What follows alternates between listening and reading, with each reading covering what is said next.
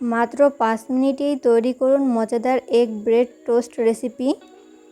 প্রিয় দর্শক, আসসালামু আলাইকুম। Welcome back to my channel delicious cooking by Tahira.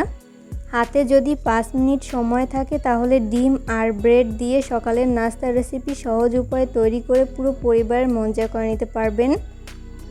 আশা করছি বরাবরের মতো আমার আজকের রেসিপিটিও আপনাদের কাছে সহজ এবং ভালো লাগবে।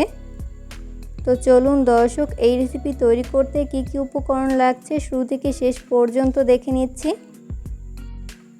প্রিয় দর্শক, এই রেসিপি তৈরি করার জন্য প্রথমে একটা মিক্সিং বোল নিয়েছি। এরপর এই বোলের মধ্যে ব্যবহার করব রুম টেম্পারেচারে থাকা 3টা ডিম। ডিম যদি ফ্রিজে থাকে সেক্ষেত্রে রুমে স্বাভাবিক তাপমাত্রা এনে তারপর ব্যবহার করতে হবে।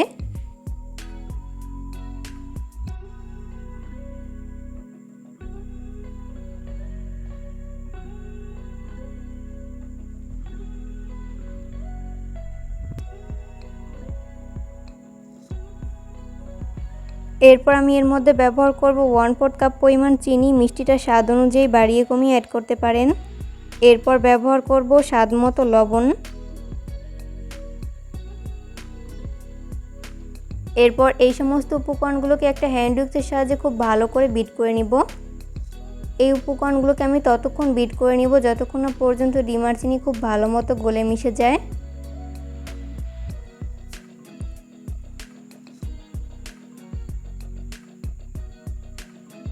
তো বিট করতে করতে একটা পর্যায়ে দেখা যাবে যে ডিম আর চিনি খুব ভালো মতো গলে মিশে গেছে।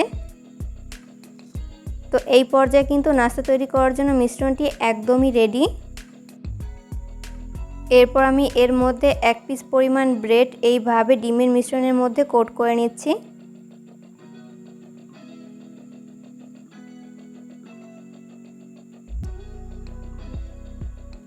এরপর এই ব্রেডগুলোকে ফ্রাই করে নিব। ওই জন্য চুলে একটা ফ্রাই প্যান বসিয়ে দিয়েছি। এরপর আমি এর মধ্যে ব্যবহার করব 3 টেবিল চামচ পরিমাণ সয়াবিন তেল।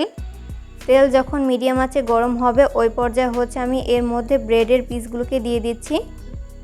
তো প্রথম ব্যাচে যতগুলো ব্রেড ধরে আমি ততগুলো দিয়ে দিয়েছি, বাকিগুলোকে পরের ব্যাচে ভেজে নিব।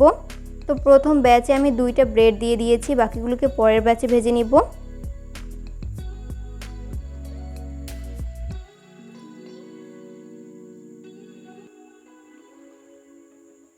তো এই পর্যায়ে অবশ্যই চুলার আঁচ মিডিয়াম ফ্লেমে রেখে ব্রেডগুলোকে ভেজে নিতে হবে, এতে করে দুই পাশ ভালো মতো কুক হতে পারবে।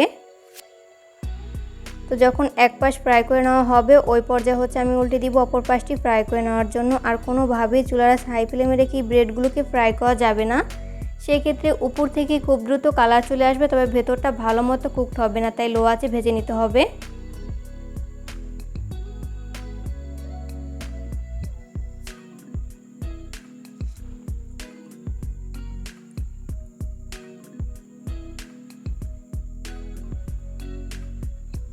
তো এইভাবে উল্টে পাল্টে দুই পাশ খুব ভালো করে ভেজে নিতে হবে।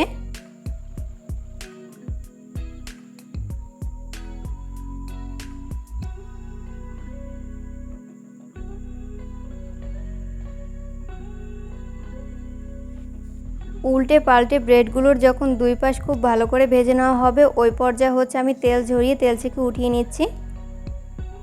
সেমভাবে আমি বাকি ব্রেডগুলোকেও ভেজে নিব। তো এই পর্যায়ে আমার সবগুলো ব্রেড ভেজে উঠিয়ে নেওয়া হয়েছে, দেখতেই পাচ্ছেন। আমি এগুলোকে একটা প্লেটে তুলে নিয়েছি। সকালের নাস্তায় এইভাবে ডিম আর পাউরুটি দিয়ে ব্রেড টোস্ট তৈরি করে পুরো পরিবারের মন জয় করে নিতে পারবেন।